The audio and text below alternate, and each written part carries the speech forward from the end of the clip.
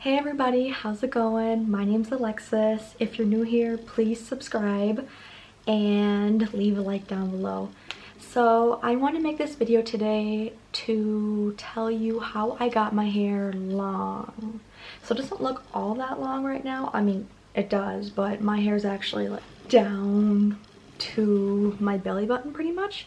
And people always compliment me on my long hair, so I just thought it would be a good video to make to tell you how my hair is so long.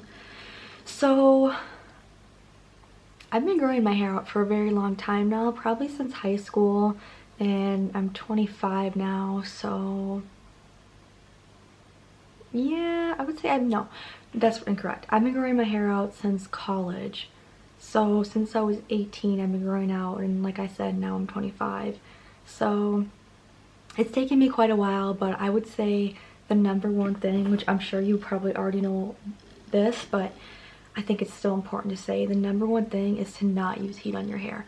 I never use heat on my hair. Maybe if it's a special occasion or some big event, but besides that, I don't. The last time I used heat on my hair was literally at my sister's wedding, and that was 2 years ago. So that is a really big key, because using heat on your hair just kills it. It ruins it, honestly. So if you can stay away from, blow drying, straightening, curling, instead I would suggest doing non-heat hairstyles such as braids overnight and then taking them out in the morning, or other hairstyles such as that. I also suggest not to dye it. I mean, you can dye it every now and again, I suppose, but I definitely would not suggest, sorry, I was getting a phone call. I definitely would not suggest bleaching it. Oh my gosh, don't bleach your hair. Everyone I know that's bleached their hair has ended up having to cut it. Like, they've had it so long and it was so nice, but then they bleached it and they had to cut it super short and just start all the way over. So if you cannot bleach your hair and maybe try a wig, I would highly suggest that. Another tip I have is not washing it every day, and I know that's really gross and people are like, oh, I could never do that, but dry shampoo will be your best friend. I think it's Not Your Mother's. No. I love Batiste. Batiste is my go-to dry shampoo. I've tried other dry shampoos where my hair just gets really gross and, like, I don't know how to explain it, but kind of like thick, but not in a good way, thick full of product.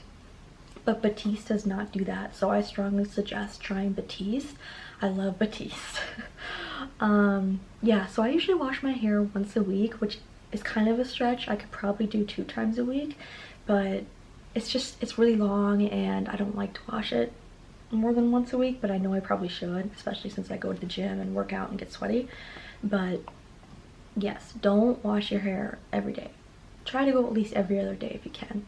Another tip I have is when you get out of the shower, put product in it, and I always switch up my products that I use, but I'm very consistent with using heat protectant. Even though I don't put heat on my hair, I still use a heat protectant.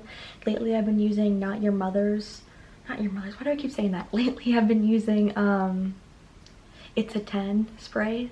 That stuff's really good. Sorry, I just heard footsteps upstairs. And always some type of like oil or serum that you put in to get it kind of to really help the ends.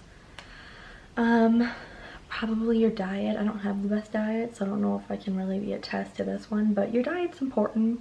Of course, if you're just eating junk, your hair and your skin's gonna look like junk, but yeah, try to get fruits, vegetables, whole grains, all that good stuff. That's another tip I have. Using this one might be kind of overlooked, so I think I should mention it. Using a silk pillowcase. I always use one because I don't sleep on my back. And even if you were to sleep on your back, I think it would still be good for your hair to use a silk pillowcase, but I usually sleep on my side or my stomach, unfortunately. And a silk pillowcase is really good for your skin and your hair. And recently too, I've been using a special towel. Let me see, I'm looking up on Amazon. I just bought it. And I'm sorry I don't have the products here and I'm not showing them to you as I speak. It's just I kind of wanted to do this video last minute as I got my hair cut today. I said, hey, take off whatever you want to take off, but I do want to still keep it long, and she only took off 1 inch because it's really healthy. But yeah, let me show you this really quick. I just bought it and I really like them. A microfiber towel. It's not focusing. There we go. Microfiber towel is really good for your hair. It helps to reduce frizz as well as breakage.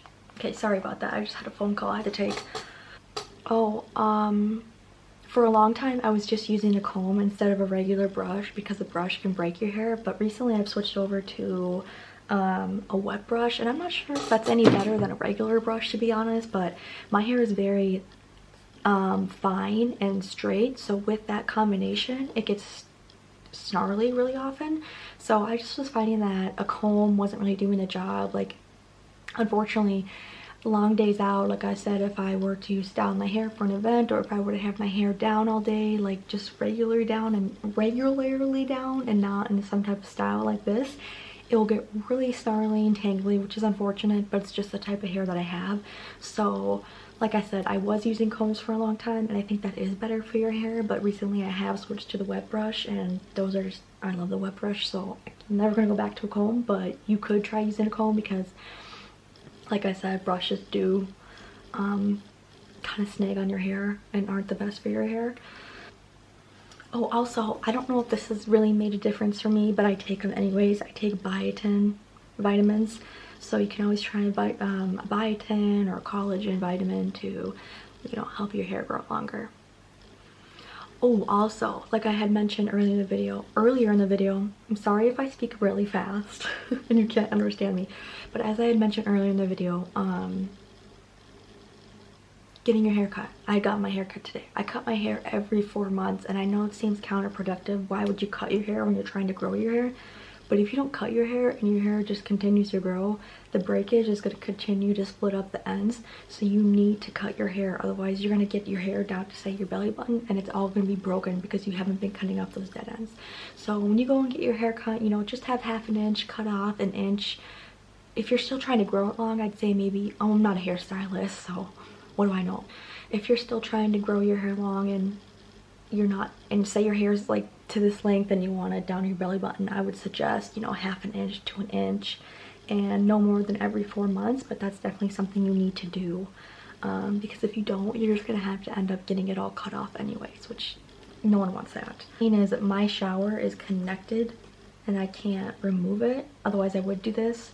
And I used to do this, is I would take the shower head off at the end of my shower and just rinse my hair with cold water right before I get out of the shower. But now I don't do that because I'm not going to rinse my whole body, get my body with cold water, because that's just not appealing. But yeah, I'd also suggest doing that because hot water is really hard on your hair, which I do take really hot showers, which I shouldn't, but I do. But yes, I would suggest using really cold water at the end of the shower. It kind of just smooths your frizziness, and it's just better for your hair. Also, something I almost forgot that I also do, not at this exact moment, but I always am wearing my hair in a scrunchie of some sort. Unless I'm at the gym, I'll use a ponytail, a regular ponytail, but other than that, I always use a scrunchie because scrunchies are really soft on your hair, and elastics like these can break your hair and are really hard on your hair. So I always wear scrunchies, and I suggest that you would too, rather than elastics. So I can't think of anything else that I do that's necessarily special to grow my hair. Not that any of those are necessarily special, but those are the main things that I do, and it's given me really long hair. And I know that genetics plays a role, and some people, you know, your hair just won't grow past a certain length. Like my sisters, they don't have super long hair. One of them does, and another one doesn't. So, but she also she styles her hair a lot with heat products, and she also dyes it a lot, so that could play a factor in it too. But I don't know, I just try to take really good care of my hair because I feel like it's the one thing that I kind of have going for myself. That's another story. But yeah, if you like this video, please subscribe and please give me a thumbs up. I'm sorry I don't post more. I think my last video was like 4 or 5 months ago. It's just I get really busy with school and work, and then I also like to go a long time without waxing my eyebrows, so then I look kind of crazy and I don't really want to go on camera. But yeah, please subscribe and like this video, and I hope to be back more often. I'm getting towards the end of my semester, so I should have about a month off for winter break, which will be nice, and maybe I can film more then. But yeah, I want to make mukbang videos because I love to eat. I love food. I do want to go to grad school, so maybe like grad school videos, and also just lifestyle videos like the one I made today. So yeah, if you like this video, please leave a comment, a like, and subscribe. Thanks guys. Bye.